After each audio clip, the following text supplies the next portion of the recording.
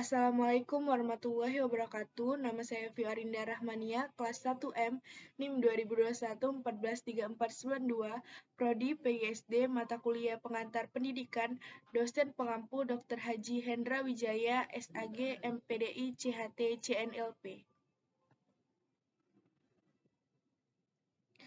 Peranan keluarga, pemerintah, dan masyarakat dalam pendidikan. Subtema 1. Tanggung jawab pendidikan oleh orang tua. Keluarga adalah institusi yang sangat berperan dalam rangka melakukan sosialisasi, bahkan internalisasi, nilai-nilai pendidikan. Meskipun jumlah institusi pendidikan formal dari tingkat dasar sampai ke jenjang yang paling tinggi semakin hari semakin banyak, namun peran keluarga dalam transformasi nilai edukatif ini tetap tidak tergantikan.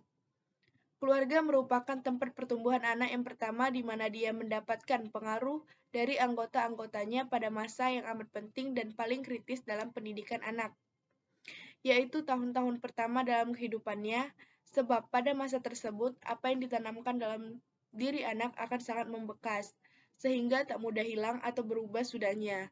Dari sini, keluarga mempunyai peranan besar dalam pembangunan masyarakat, karena keluarga merupakan batu pondasi bangunan masyarakat dan tempat pembinaan pertama untuk mencetak dan mempersiapkan personil-personilnya.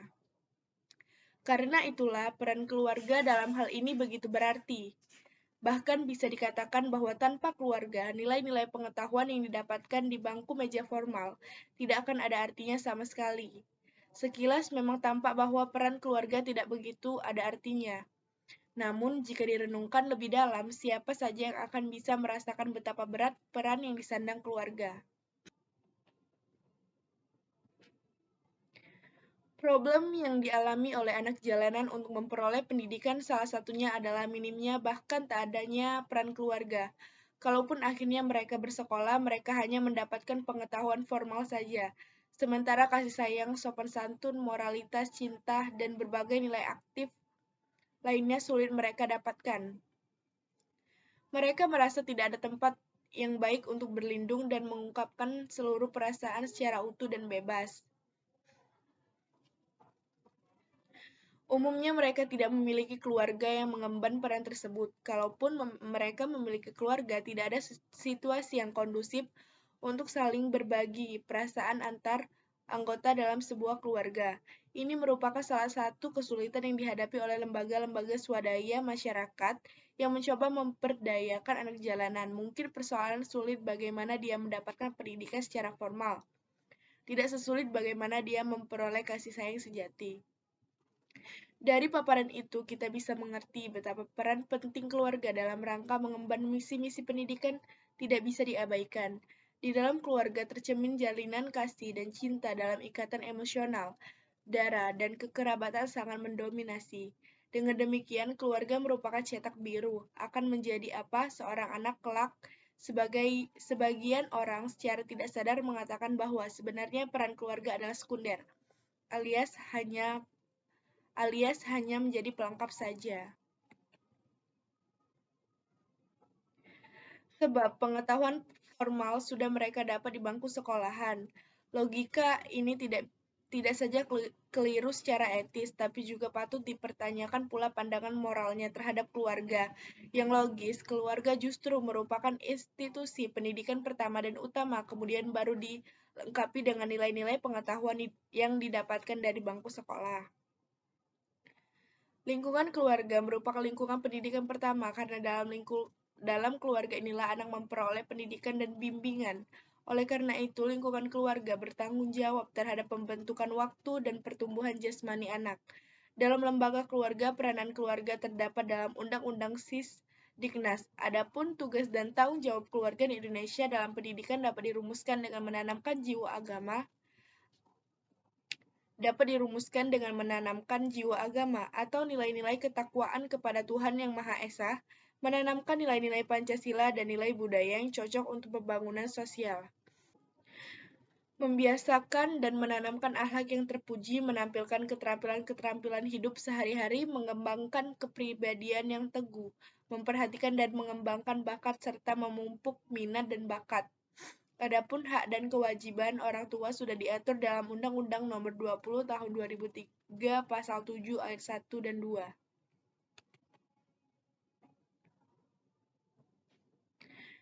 Subtema yang kedua yaitu tanggung jawab pendidikan oleh pemerintah. Sistem pendidikan nasional Indonesia diatur dalam Undang-Undang Dasar 45, TAP MPR, dan peraturan-peraturan lainnya yang ditetapkan oleh pemerintah.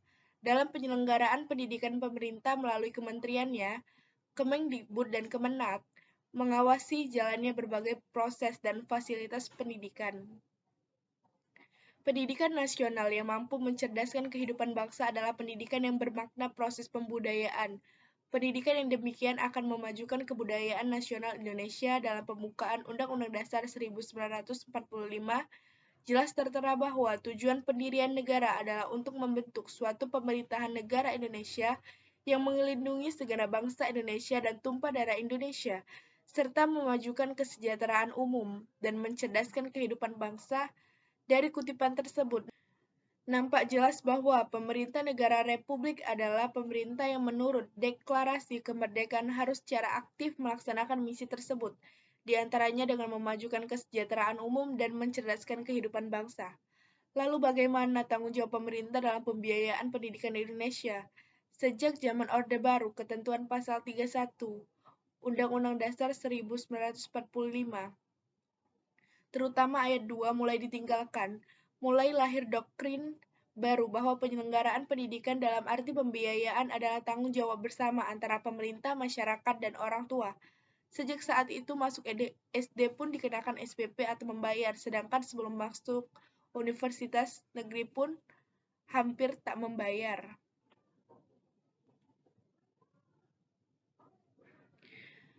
Pada periode lama, walau keadaan ekonomi belum berkembang, setiap universitas negeri malah dilengkapi dengan perumahan dosen dan asrama mahasiswa.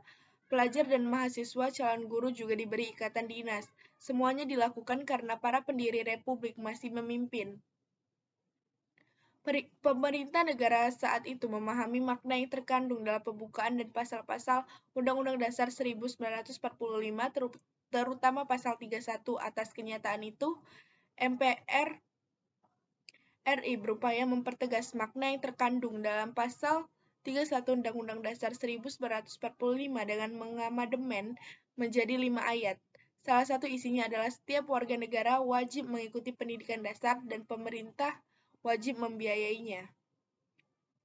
Hal lainnya, pemerintah diminta mengusahakan dan menyelenggarakan satu sistem pendidikan nasional. Aspek lainnya, negara diminta memprioritaskan anggaran pendidikan sekurang-kurangnya 20%.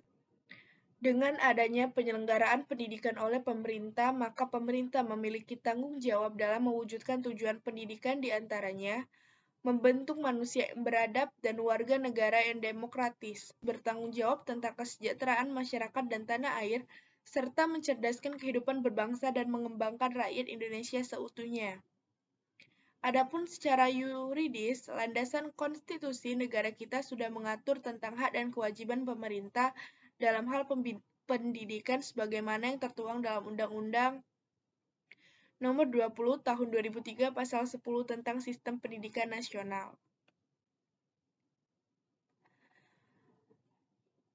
Subtema yang ketiga adalah tanggung jawab pendidikan oleh masyarakat. Masyarakat adalah sekumpulan orang atau sekelompok manusia yang hidup bersama di suatu wilayah dengan cara berpikir dan bertindak yang relatif sama, sehingga membuat warga masyarakat itu menyadari diri mereka sebagai suatu kelompok. Peran masyarakat di era sekarang adalah menjadi fasilitator dalam menunjang pelaksanaan pendidikan nasional, ikut serta dalam menyelenggarakan pendidikan swasta, membantu pengadaan tenaga, saran, dan prasarana, serta membantu mengembangkan profesi baik secara langsung maupun tidak langsung. Meningkatkan peran serta masyarakat memang sangat erat berkait dengan pengubahan cara pandang masyarakat terhadap pendidikan. Ini tentu saja bukan hal yang mudah untuk dilakukan, akan tetapi bila tidak sekarang dilakukan dan dimulai, kapan rasa memiliki kepedulian, keterlibatan, dan peran aktif masyarakat dengan tingkatan maksimal dapat diperoleh dunia pendidikan. Ada 7 tingkatan peran serta masyarakat, dirinci dari tingkat partisipasi terendah ke tinggi, yaitu Yang pertama adalah peran serta dengan menggunakan jasa pelayanan yang tersedia. Jenis PSCM ini adalah jenis yang paling umum. Pada tingkatan ini, masyarakat hanya memanfaatkan jasa sekolah untuk mendidik anak-anak mereka.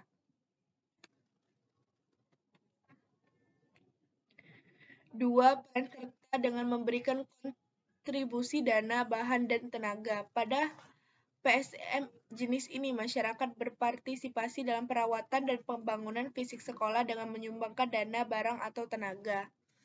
3. Peran serta secara pasif. Masyarakat dalam tingkatan ini menyetujui dan menerima apa yang diputuskan pihak sekolah. Misalnya komite sekolah memutuskan agar orang tuanya membayar iuran bagi anaknya yang bersekolah dan orang tua menerima keputusan itu dengan mematuhinya. 4.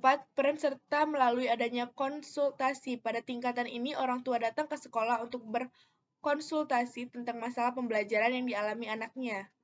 5. Peran serta dalam pelayanan. Orang tua atau masyarakat terlibat dalam kegiatan sekolah. Misalnya orang tua ikut membantu sekolah ketika ada studi tur, pramuka, kegiatan keagamaan, dan seterusnya. 6. Peran serta sebagai pelaksana kegiatan. Misalnya sekolah meminta orang tua atau masyarakat untuk memberikan penyuluhan pentingnya pendidikan, masalah gender, gizi, dan sebagainya. Dapat pula misalnya berpartisipasi dalam mencatat anak usia di sekolah di lingkungannya agar sekolah dapat menampungnya, menjadi narasumber, guru bantu, dan sebagainya.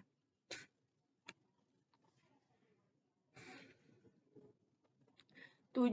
Peran serta dalam pengambilan keputusan. Orang tua atau masyarakat terlibat dalam pembahasan masalah pendidikan baik akademis maupun non-akademis dan ikut dalam proses pengambilan keputusan dalam rencana pengembangan sekolah atau RPS. Sebagaimana telah diuraikan sebelumnya bahwa tanggung jawab pengembangan pendidikan sebagai proses sosialisasi adalah berada pada orang tua dan kelompok-kelompok masyarakat yang berkepentingan. Tanggung jawab tersebut tidak pernah lepas tetapi pernah mengendor, sejalan dengan dominannya paradigma pembangunan sentralistik. Oleh karena paradigma tersebut telah bergeser menuju kepada peluang yang lebar bagi teratualisasikannya, kembali partisipasi masyarakat, maka perlu dilakukan upaya pemulihan dan pengembalian tanggung jawab masyarakat terhadap pengembangan pendidik, baik dalam skala mikro maupun skala makro. Inilah yang saya sebut sebagai reaktualisasi partisipasi masyarakat, karena sebenarnya yang bertanggung jawab dalam hal ini adalah justru masyarakat itu sendiri. Mengacu pada lingkup partisipasi masyarakat, maka dalam pengembangan pendidikan, masyarakat harus dilibatkan sejak dari proses perencanaan, pelaksanaan, pemanfaatan hasil, dan evaluasinya. Cara untuk penyaluran partisipasi dapat diciptakan dengan berbagai variasi cara, sesuai dengan kondisi masing-masing wilayah atau komunitas tempat masyarakat dan lembaga pendidikan itu berada. Kondisi ini menuntut kesigapan para pemegang kebijakan dan manajer pendidikan untuk mendistribusi peran dan kekuasaan agar bisa menampung sumbangan partisipasi masyarakat. Sebaliknya, dari pihak masyarakat juga harus belajar untuk kemudian bisa memiliki kemauan dan kemampuan berpartisipasi dalam pengembangan pendidikan. Sebagaimana diamanatkan oleh UU Diknas 2003 bahwa pemerintah dan pemerintah daerah berhak mengarahkan, membimbing, membantu, dan mengawasi penyelenggaraan pendidikan, serta berkewajiban memberikan layanan dan kemudahan penyelenggaraan pendidikan yang bermutu bagi setiap warga negara tanpa diskriminasi. Pemerintah dan pemerintah daerah juga wajib menjamin tersedianya dana guna terselenggaranya pendidikan bagi setiap warga negara dari usia 7 sampai 15 tahun. Lebih dari itu, sebenarnya peluang bagi orang tua atau warga dan kelompok masyarakat masih sangatlah luas. Untuk itu, maka dalam kondisi kualitas layanan dan output pendidikan sedang banyak dipertanyakan mutu dan relevansinya, maka pemerintah seharusnya memberikan peluang yang luas bagi partisipasi masyarakat. Lebih dari itu, pemerintah perlu menyusun mekanisme sehingga orang tua dan kelompok-kelompok masyarakat dapat berpartisipasi secara optimal dalam mengembangkan pendidikan di Indonesia. Secara konseptual, tanggung jawab masyarakat antara lain mengawasi jalannya nilai sosial budaya, menyalurkan aspirasi masyarakat, membina dan meningkatkan kualitas keluarga, Hak dan kewajiban masyarakat juga sudah diatur dalam Undang-Undang Nomor 20 Tahun 2003 Pasal 8 dan 9 tentang Sistem Pendidikan Nasional. Dari materi yang sudah kita bahas tadi, kesimpulannya adalah 1. Adanya opini masyarakat bahwa tanggung jawab utama pembangunan dalam bidang pendidikan hanya terletak di tangan pemerintah, menyebabkan masyarakat merasa hanya ditempatkan sebagai bukan pemain utama dan berakibat melemahkan kemauan partisipasi warga dan kelompok-kelompok masyarakat dalam pengembangan pendidikan. Kondisi ini telah merugikan pengembangan pendidikan itu sendiri dan semakin memberatkan pemerintah sebagai penyelenggara negara. 2. Perkembangan teknologi, terutama di bidang teknologi informasi, menyebabkan peranan sekolah sebagai lembaga pendidikan mulai bergeser. Di kemudian hari, sekolah tidak lagi akan menjadi satu-satunya pusat pembelajaran karena aktivitas belajar tidak lagi terbatasi oleh ruang dan waktu. Peran guru juga tidak akan menjadi satu-satunya sumber belajar karena banyak sumber belajar dan sumber informasi yang mampu memfasilitasi seseorang untuk belajar. Peranan orang tua dan kelompok-kelompok masyarakat menjadi sangat penting untuk mengisi kekosongan peran yang tidak lagi mampu diambil oleh sekolah atau lembaga pendidikan. 3. Orang tua dan kelompok-kelompok masyarakat harus dilibatkan dalam pengembangan pendidikan sejak dari proses perencanaan, pelaksanaan, pemanfaatan hasil, dan evaluasinya. 4. Media dan forum yang dapat dimanfaatkan untuk penyaluran partisipasi masyarakat dalam pengembangan pendidikan antara lain adalah media musyawarah dan pembentukan institusi masyarakat yang mampu menampung aspirasi masyarakat terutama di wilayah atau komunitas tempat sekolah atau lembaga pendidikan berada.